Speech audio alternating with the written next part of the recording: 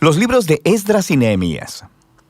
En la mayoría de las Biblias modernas, estos libros están separados, pero esa división sucedió mucho después de que el libro fuera escrito. Originalmente era una sola obra escrita por un solo autor. La historia se desarrolla después de que los babilonios destruyeron a Jerusalén y a su templo y se llevaran a una gran parte del pueblo al exilio. Y este libro retoma la historia aproximadamente 50 años después y cuenta el regreso de varios israelitas a Jerusalén y lo que sucedió cuando reconstruyeron la ciudad y sus vidas ahí. El libro se enfoca específicamente en 3 líderes claves quienes dirigen los esfuerzos de reconstrucción. Tenemos a Zorobabel, Esdras y luego Nehemías, y el diseño del libro se enfoca en los esfuerzos de cada líder. Zorobabel dirige a un gran grupo de personas de vuelta a Jerusalén para reconstruir el templo. Luego, aproximadamente 60 años después, llega Esdras a Jerusalén para enseñar la Torá y reconstruir la comunidad. Y luego es seguido por Nehemías, quien dirige la reconstrucción de los muros de Jerusalén. Y estas 3 historias están diseñadas para ser paralelas. Cada una comienza con el rey de Persia siendo movido por Dios para enviar al líder a Jerusalén, ofreciéndole recursos y apoyo. Y luego, cada líder encuentra oposición a sus esfuerzos, la cual cada uno vence, pero de manera que en cada una de las 3 partes se produce un extraño anticlímax. Regresemos un poco y veamos cómo todo encaja en su lugar. La historia comienza con un decreto de Ciro, el rey de Persia, quien es movido por Dios para permitir que los exiliados regresen a Jerusalén y reconstruyan el templo. Y el autor dice que esto cumple una promesa hecha por el profeta Jeremías, que los exiliados regresarían un día a Jerusalén. Ahora, este cumplimiento debería despertar nuestra esperanza en muchas de las otras promesas proféticas, en el sentido de que el exilio no era el final de la historia. Tenemos la esperanza de un futuro rey mesiánico del linaje de David. Tenemos la esperanza de un templo reconstruido en el que la presencia de Dios morará con su pueblo. La esperanza de que el reino de Dios vendrá sobre todas las naciones y traerá su bendición, como Él le prometió a Abraham. Y así, con todas estas esperanzas en mente, leemos la historia de Zorobabel. Su nombre significa plantado en Babilonia. Él representa a la generación nacida en la cautividad de Babilonia y él dirige a un grupo de israelitas en su regreso a Jerusalén. Después de que se asientan ahí, ellos reconstruyen el altar para ofrecer sacrificios y después el templo mismo. La ceremonia para poner los fundamentos y la dedicación final del templo son momentos claves. Las historias pasadas del tabernáculo y de la dedicación del templo deberían estar en nuestras mentes. Este es el momento en el que la ardiente nube de la presencia de Dios debería descender.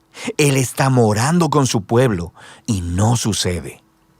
Así que, aunque algunos están felices por este nuevo templo, los ancianos que habían visto el anterior templo de Salomón lloran con angustia. No se parece nada a su glorioso pasado o a sus esperanzas para el futuro. Y es aquí donde tenemos la primera historia de oposición, y es muy extraña. Los nietos de los israelitas que no fueron llevados al exilio habían vivido en Jerusalén todo este tiempo y vienen a ofrecer ayuda para la reconstrucción del templo. Y Zorobabel se niega. Dice, ustedes no tienen parte en nuestro templo. Y esto, por supuesto, genera un conflicto, el cual Zorobabel vence. Pero es muy extraño porque los profetas habían visualizado que las tribus de Israel se unirían junto con todas las naciones para participar en la adoración al Dios de Israel cuando el reino finalmente llegara. Así que este es un momento anticlimático, por no decir más. En la siguiente sección nos adelantamos unos 60 años y conocemos a Esdras. Él es un líder entre los israelitas exiliados en Babilonia. Es un erudito en la Torá y un maestro, así que es nombrado por Artajerjes, el rey de Persia, para guiar a otro grupo de personas de regreso a Jerusalén. Y Esdras quiere traer una renovación espiritual y social dentro del pueblo. Nuestras esperanzas se elevan y de nuevo llegamos a un momento anticlimático en la historia. Esdras descubre que muchos de los israelitas exiliados que habían regresado se habían casado con personas no exiliadas que permanecieron viviendo en Jerusalén. Algunos no eran israelitas y es casi seguro que otros sí lo eran.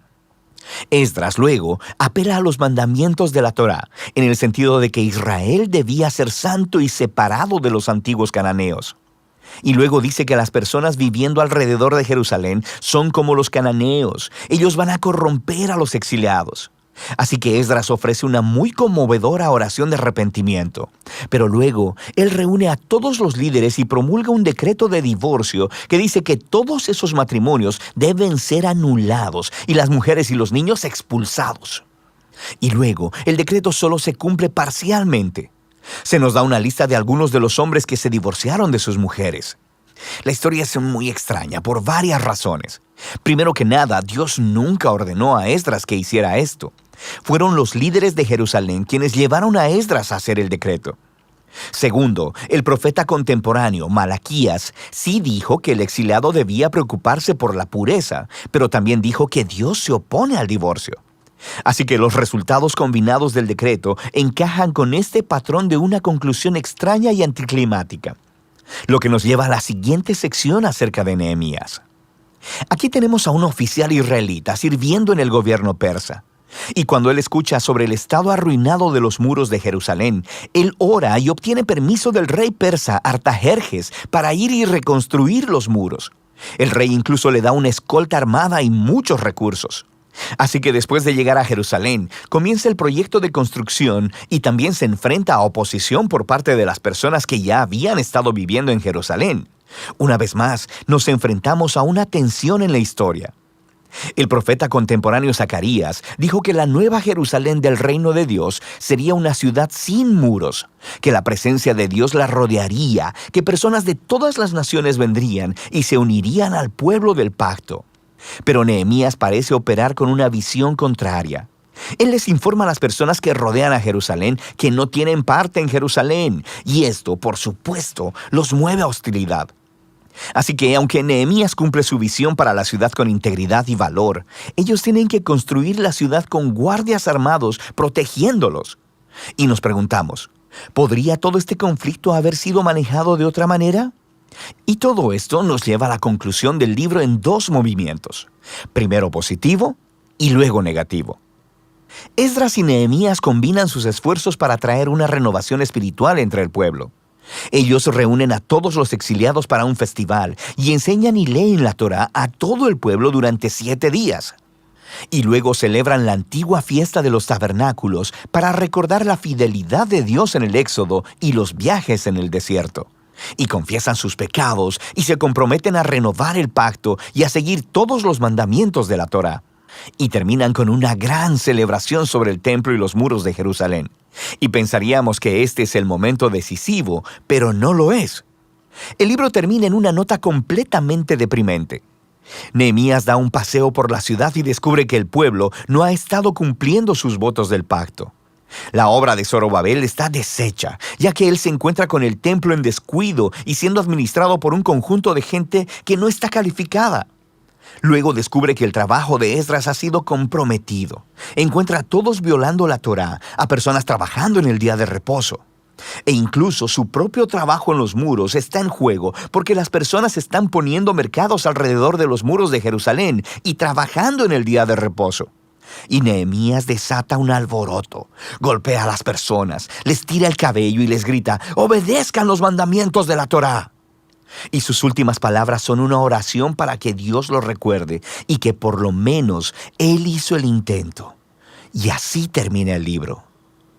Quiero decir, es muy extraño, pero nos hemos preparado para esto, ¿no? Estos momentos anticlimáticos han sido entretejidos intencionalmente en el diseño del libro. Así que nos hace preguntarnos, ¿qué podría contribuir este libro a la narrativa de la Biblia? Bueno, recuerda, el libro empezó elevando nuestra esperanza en las promesas proféticas acerca del Mesías, el templo y el reino de Dios. Y luego no sucede nada de eso. Así que aunque Israel está de vuelta en la tierra, no parece que su estado espiritual anterior al exilio haya cambiado. Y aunque Esdras y Nehemías hacen lo mejor que pueden, sus reformas políticas y sociales entre el pueblo no abordan los problemas centrales de los corazones. Así que el libro está apuntado a la misma necesidad que resaltaron los profetas Jeremías y Ezequiel. Lo que el pueblo de Dios necesita es una transformación integral de sus corazones para que puedan amar y obedecer a su Dios. Y sí, el libro termina con una decepción, pero te obliga a seguir leyendo los libros proféticos y de sabiduría, para descubrir qué es lo que Dios hará para cumplir sus grandes promesas de pacto. Pero por ahora, de eso tratan los libros de Esdras y Nehemías.